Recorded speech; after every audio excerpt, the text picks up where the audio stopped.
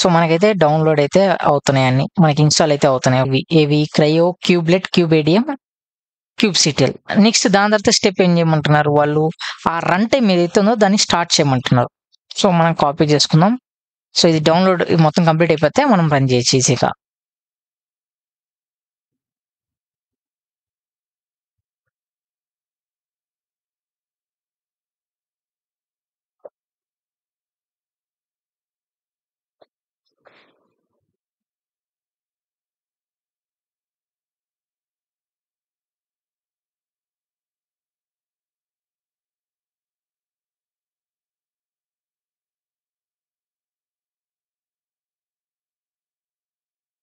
So మనకి మాస్టర్లో అయితే complete అయితే అయిపోయింది. నేనేం చేస్తాను, systemctl start cryo dot service అలానే మీరు ఎనేబుల్ కూడా చేయాల్సి ఉంటుంది. సో అది డాక్యుమెంట్లో ఇవ్వలేదు, మనం చేయాల్సి ఉంటుంది.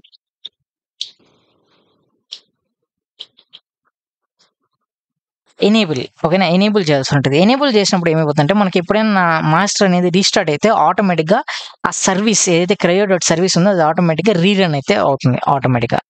Okay, done. దాని తర్వాత నేను నా వర్కర్స్లో కూడా రన్ చేయాల్సి ఉంటుంది సేమ్ కమాండ్. ఏది systemctl start crio and then systemctl enable cryo.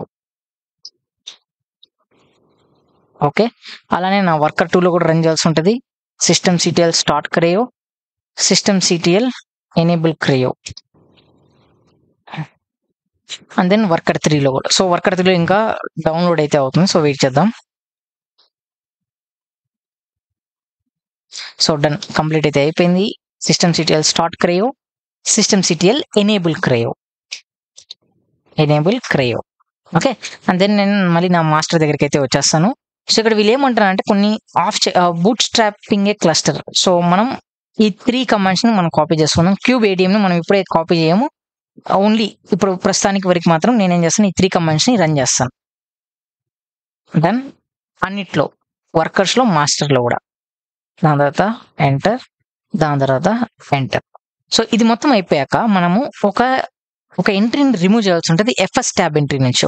So vi/etc fs tab అనివ్వండి. ఎఫ్ఎస్ ట్యాబ్ అని ఇచ్చి ఇక్కడ మీకు స్వాప్ డాట్ ఇమేజ్ ఏదైతే కనిపిస్తుందో దాన్ని జస్ట్ మీరు హ్యాష్ చేయండి. హ్యాష్ చేస్తే అది డిజేబుల్ అయిపోతుంది. దాని తర్వాత సేవ్ చేయండి.